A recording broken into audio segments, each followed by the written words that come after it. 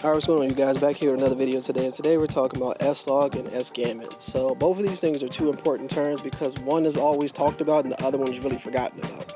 So if you're using Slog, you can't go without it without using SGamut. So the Slog is a logarithmic gamma curve, and that's mainly focusing on the exposure of the image, so the light versus darkness, the dynamic range, the contrast. And this profile is set up in a non-linear way, so that way you can capture more detail, more high dynamic range from your camera sensor and transmit it and encode it and use it for the final image and have a lot more detail than you would in a standard profile.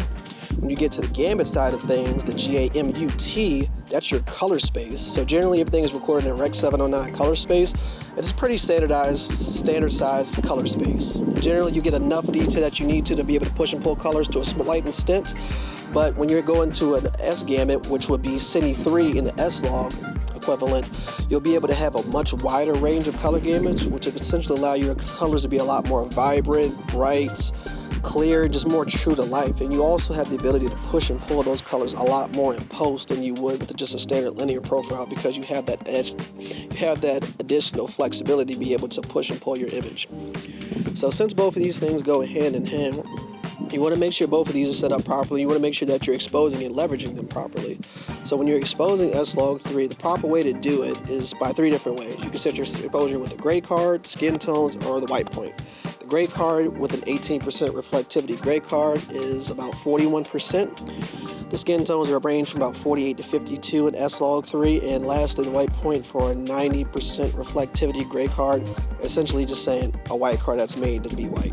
The white point for that is 61%. These are all IRE values. So generally these values are intertwined with one another, so if you have one set properly, the rest of them will fall in line. So i.e. if you set up a gray card and you have 41% reflectivity, you have an 18% reflectivity gray card set up and your IRE is set for 41%, and you expose that properly, then ideally the rest of your image will be exposed properly.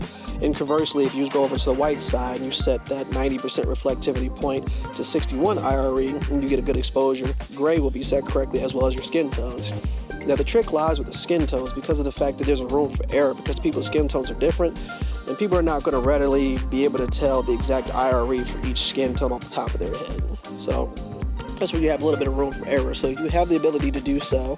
Definitely set your exposure and your white balance with a gray card or a white card, and the rest of your image will be set properly. In this image, because I'm using clouds and I'm having a very even coverage of on my skin as well as my background, I was able to easily set my exposure, so I used my gray card to set 41%, and I was able to get an even exposure across all of my elements in my image. And secondly, just for fun's sake, I went and just set my exposure for my skin. So currently how I'm recording, I have my skin set here because this is going to be the brightest part of my image on my skin. I have this set for 48 IRE, so I know that my skin tone is sitting properly where I want it to be exposed, and my entire image is exposed. Nothing is blown out of my highlights, nothing is crushed in my shadows, and I have an evenly exposed image. And because I'm in Slog3, I'm able to retain all this information and retain all of this color information. So you see a lot of vibrance, you see a lot of colors, you see a lot of depth and variety between the grass and the different types of trees behind me and the different variations of green.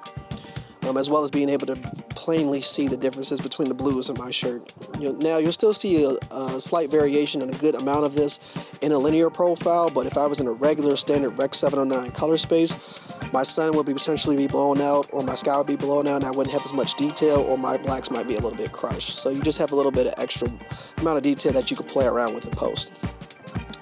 Now that you understand the gamuts, the log curve, and setting your exposure properly, the main thing that you need to know now is that this is going to be a picture profile that is put together by manufacturers, so you can't use Slog3 and Sony and then go to Canon or Nikon and try to use their equivalents so they can get the same image.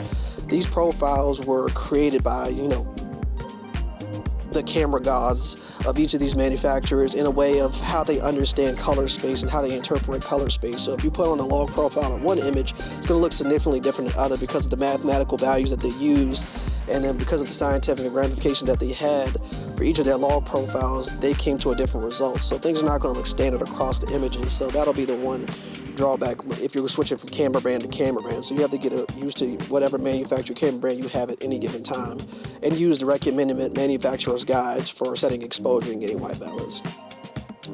I generally like to use Slog3 for generally everything I'm doing at this point because I want to have the most dynamic range that I have in my scene. There are times when I will use it, like for a wedding. Didn't use it for my most recent wedding, but I wish I did use it for my most recent wedding. And I'll use it when I want to have the most flexibility and control over my image, such as this scene right here I'm shooting in Slog3 as well as my last video. I want to be able to push and pull my colors, or at least have the ability to do so and retain as much detail as possible. And then if I don't use it, whatever, more often than not I'm not using it, but if I do have the chance I need to use it, it's better to have it and not need it than to need it and not have it.